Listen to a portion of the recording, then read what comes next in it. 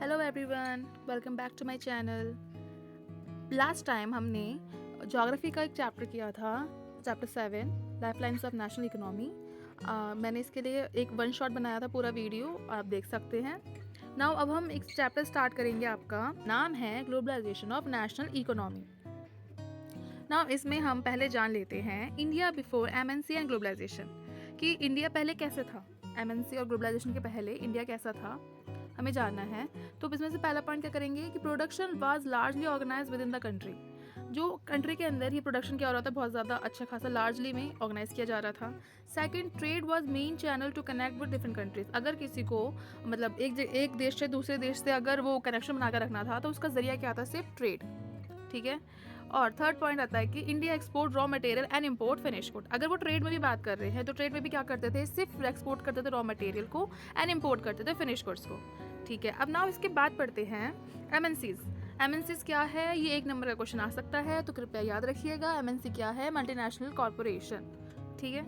अब इसके अगर इसकी मीनिंग पूछा जाता है तो मीनिंग में क्या कहेंगे कि MNC is a company that own और control the production in more than one country. MNC क्या है, एक कंपनी है जो एक से ज़्यादा देशों में कंट्रोल किया जाता है। मतलब इसका एक हेड कंपनी होगा वो कोई दूसरे देश में होगा और बाकी सारे देशों में क्या होंगे, अलग अलग उसके एमएनसीज कंपनी होंगे। ठीक है। अब इसका एम पूछा जाता है कि इसका एम क्या है, ये जो एमएनसीज है ये क्यों खोला जाता है, बनाया जाता है। पहले बात कि मैक्सिमाइज प्रॉफिट, उनको प्रॉफिट चाहिए इस वजह से। एंड दूसरा, minimise the cost of production, क्योंकि ये बल्क में काम प्रोडक्शन करते रहते हैं तो उसकी कॉस्ट ऑफ प्रोडक्शन को भी तो मिनिमाइज करना पड़ेगा और बल्क में बना सकते हैं, इसलिए ये क्या करते हैं, इनका मेन ये एम होता है। नाउ नेक्स्ट आता है how MNC spread their production. अगर हम आईफोन की बात करें, जैसे आप ये देख रहे हैं, तो ये कैसी कंपनी है, यूएस बेस्ड कंपनी है। लेकिन मैं अगर देखा जाए कैसे एमएनसीज अब स्प्रेड हो रहा है, तो इसका मैन्युफैक्चर हो रहा है चाइना में,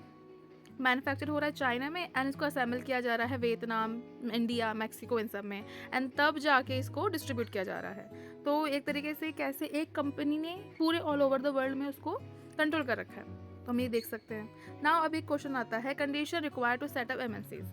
एमएनसी को सेटअप करने के लिए उनको क्या क्या कंडीशन को रिक्वायर, मतलब क्या क्या कंडीशन पूरे करनी पड़ती है। पहली बात तो उनको क्या चाहिए, चीप एंड स्किल लेबर चाहिए, मतलब तो सस्ते लेबर चाहिए, ऊपर से अगर वो स्किल हो या अनस्किल हो उनको लेबर्स चाहिए। ठीक है।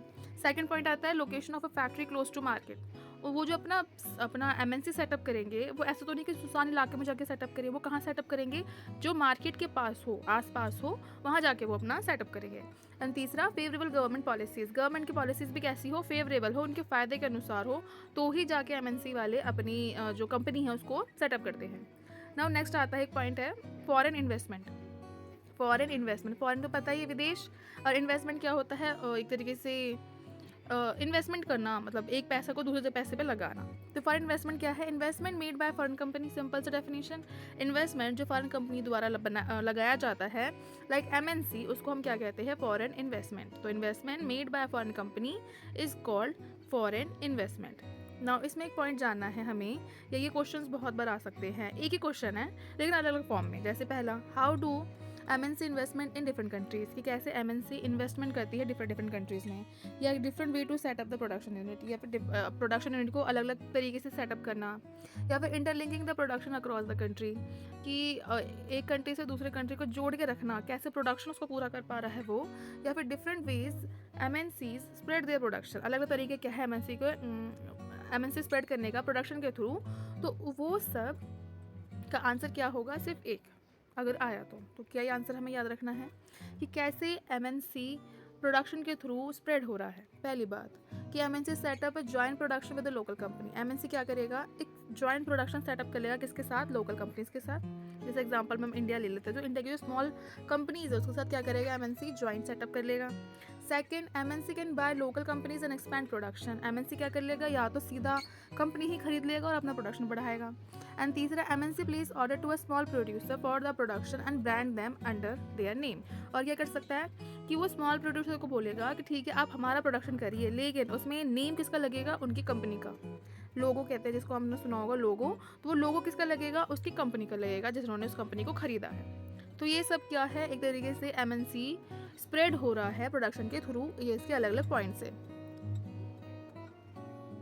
नाउ नेक्स्ट पॉइंट आता है फॉरेन ट्रेड। हमने इससे पहले फॉरेन इन्वेस्टमेंट पढ़ा था कि फॉरेन कंपनीज द्वारा जो इन्वेस्टमेंट किया जाता है वो फॉरेन इन्वेस्टमेंट है। नाउ फॉरेन ट्रेड क्या होता है? Export and import of goods and services between a different countries is called foreign trade. Between different countries उसको हम कहते हैं फॉरेन ट्रेड। तो इसमें हमारे मतलब मेन कंपोनेंट क्या है? Export and import. एक्सपोर्ट का मतलब जो हम यहाँ से बाहर भेजते हैं और इम्पोर्ट का मतलब जो बाहर से यहाँ आता है वो। तो ये हमारा हो गया फॉरेन ट्रेड। नाउ क्वेश्चन आता है कि कैसे फॉरेन ट्रेड ने इंटीग्रेट कर रखा है ग्लोबल मार्केट को, मतलब पूरे मार्केट को कैसे उसने जोड़ रखा है, तो उसके बारे में आपको बताना है फॉरेन ट्रेड ने कैसे कर रखा है। या सिंपल आप बता सकते हैं कि हमें इसका एडवांटेजेस बताना है फॉरेन ट्रेड का। तो क्या बताएंगे हम? पहली बात कि foreign trade expand the market for domestic producer to sell their production in different countries of the world. Foreign trade क्या करता है? एक्सपेंड करता है expand the market of domestic producer to sell their production, अपने production को बढ़ाने के लिए डिफरेंट कंट्रीज़ पे। फॉरेन ट्रेड से क्या होगा कि यहाँ का माल वहाँ जाएगा, वहाँ का माल यहाँ आएगा, तो इससे क्या हो रहा है? हम अपने प्रोडक्शन को सेल कर रहे हैं, वो भी कहाँ पे? डिफरेंट कंट्रीज़ में जाके।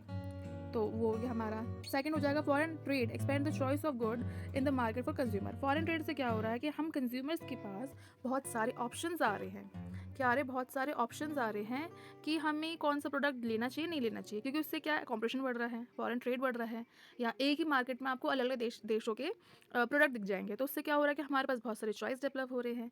एंड तीसरा क्या है? Foreign trade increases the healthy competition between the producer of the two different countries.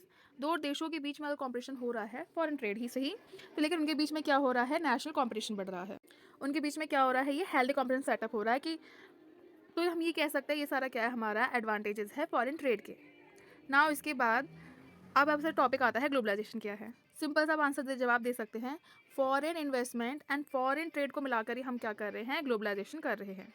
ठीक है, फॉरेन इन्वेस्टमेंट कर दिया, फॉरेन ट्रेड कर दिया, बस जिससे ज़्यादा आपके फॉरेन का लेन देन ज़्यादा बढ़ेगा उसी को हम क्या कहते हैं? फॉरेन ग्लोबलाइजेशन कहते हैं। नाउ ग्लोबलाइजेशन में अब हमें इसके डेफिनेशन के बारे में जानना है। नाउ अब हम पढ़ेंगे ग्लोबलाइजेशन का डेफिनेशन। ग्लोबलाइजेशन क्या होता है? ग्लोबलाइजेशन इज अ प्रोसेस और ऑफ रैपिड इंटीग्रेशन और इंटरकनेक्टेड बिटवीन कंट्रीज। ग्लोबलाइजेशन क्या है? एक प्रोसेस है ऑफ रैपिड इंटीग्रेशन और इंटरकनेक्शन बिटवीन द कंट्रीज। जोड़ के रखना कंट्रीज़ को और उनके बीच में कनेक्शन बना के रखना, उसी को हम क्या कहते हैं? ग्लोबलाइजेशन। नाउ इसमें क्या है? MNC act as important role in the process of globalisation. इसके अंदर हम पढ़ेंगे factor that enable globalisation. Factor जिसकी वजह से ग्लोबलाइजेशन क्या हो रहा है? स्टार्ट हुआ है एक तरीके से, या फिर पूरे वर्ल्ड में फैल रहा है। तो पहला फैक्टर क्या होगा कि the improvement in transportation technologies like containers, refrigerator, truck for transport of goods. Improvement कैसे हुआ है? टेक्नोलॉजी में हुआ है, जैसे कि उन्होंने कंटेनर एंड रेफ्रिजरेटर ट्रक्स बना दिए फॉर ट्रांसपोर्ट गुड्स के लिए। Second, development of information communication technology, communication and information technology के ऊपर डेवलपमेंट हुआ है, जैसे टेलीकम्युनिकेशन, कंप्यूटर, इंटरनेट, ये सारे क्या है? इसकी वजह से ग्लोबलाइजेशन और ज़्यादा स्प्रेड हुआ है। एंड थर्ड हो गया हमारा liberalization of a foreign trade और a foreign investment policies are also play important role to globalization. Foreign trade और फॉरेन इन्वेस्टमेंट को लिबरलाइज करने से जो एक तरीके से ये क्या कर रहा है? एक इंपॉर्टेंट रोल प्ले कर रहा है हमारे ग्लोबलाइजेशन को प्रमोट करने के लिए। ना अब इसके बाद हम एक टॉपिक पढ़ेंगे लिबरलाइजेशन। आपने इसमें वर्ड सुना था लिबरलाइजेशन। लिबरलाइजेशन का मतलब क्या है? Is a process of removing trade barriers और रिस्ट्रिक्शन सेट बाय गवर्नमेंट। ये एक प्रोसेस है जहाँ हम ट्रेड बैरियर को रिमूव कर रहे हैं या फिर हम एक रेस्ट्रिक्शन लगा रहे हैं जो कौन सेट करता है? By the government. इसमें हम जानेंगे ट्रेड बैरियर्स और ट्रेड रेस्ट्रिक्शन। ट्रेड बैरियर्स क्या है कि एक हमने वो लगा दिया रुकावट टाइप कि ठीक है, कुछ साल के बाद ये देश अब यहाँ प्रोडक्शन नहीं करेंगे, अपना इन्वेस्टमेंट नहीं करेंगे, या यहाँ पर इनका कोई भी प्रोडक्ट नहीं बनेगा, तो उसको हमने क्या बोल दिया? Trade barrier. And trade restriction कि हमने बहुत सारे टैक्सेस लगा दिए, बहुत सारे ये लगा दिए कि ठीक है, ताकि क्या करे कि वो ट्रेड ना कर पाए यहाँ पे। तो दोनों ही अगर हम इसको लिबरलाइज कर दें तो इट मीन्स क्या कि जो फॉरेन से जो लोग हैं जो इन्वेस्टमेंट या ट्रेडिंग करना चाहते हैं वो यहाँ पे आसानी से कर सकते हैं। नाउ लिबरलाइजेशन एंड इंडिया, इसकी बात करते हैं। फिर लिबरलाइजेशन और इंडिया का क्या लेना देना है? पहला point, after independent Indian government put trade barrier on foreign trade and foreign investment. पहली बात आपको जानना है कि इंडिया जब इंडिपेंडेंट हुआ था, आज़ाद हुआ था, उसके बाद इंडिया में क्या हुआ? जो इंडियन गवर्नमेंट थे उन्होंने क्या लगा दिया? ट्रेड बैरियर्स लगा दिए थे। क्यों? और भी किसके ऊपर? On foreign trade and foreign investment. क्योंकि उस टाइम ही ब्रिटिशर्स आए थे और वो इतनी मुश्किल के बाद फिर वो निकाले जा चुके थे, जब निकाले गए तो इंडिपेंडेंट होने के बाद वहाँ की सरकार को डर था कि अब और कोई दूसरा देश आके ना अपना सेटअप कर ले। इस वजह से उन्होंने कुछ टाइम के लिए क्या लगा दिया? वहाँ पे ट्रेड बैरियर लगा दिया। Second, it consider necessary to protect the producers within the countries from foreign competition. फिर उन्होंने क्या किया कि भाई अपने देश के भी तो प्रोड्यूसर्स को प्रोटेक्ट करना है ताकि उनको भी क्या मिले? ग्रो करने का मौका मिले, और इस वजह से उन्होंने क्या किया? वहाँ पे ट्रेड बैरियर्स लगा रखा है। अब industries just coming up in 1950s और 1960s, so these don't able to face the foreign competition competition. अगर हम 1950s और 60s की बात करें तो उस टाइम पे कॉम्पिटिशन फेस करने लायक हमारी इंडस्ट्री नहीं थी इंडिया की, इस वजह से भी हमने ट्रेड बैरियर्स लगा रखे थे। फिर therefore India allow imports of only essential goods purchases, जैसे मशीनरी, पेट्रोलियम, ऐसे। अब लेकिन फिर भी अगर थोड़ा बहुत भी अगर जैसे हमें एसेंशियल गुड्स की ज़रूरत है, जो ज़रूरी और हमारे पास नहीं मिल रहा है, उसके लिए ही हम सब क्या करते थे, थोड़ा बहुत हम इम्पोर्ट का काम करते थे। बाकी बट इन 1991 फाइनली इन 1991 जो finally government decided to remove the trade barriers, लेकिन बाद में 1991 के टाइम पे गवर्नमेंट डिसाइड किया कि ठीक है, हम ट्रेड बैरियर्स को हटा देंगे and provide easy access to the Indian market for foreign companies, और फॉरेन कंपनीज को ईजी एक्सेस दे दिया कि ताकि वो यहाँ इंडियन मार्केट में आके अपना सेटअप कर सके।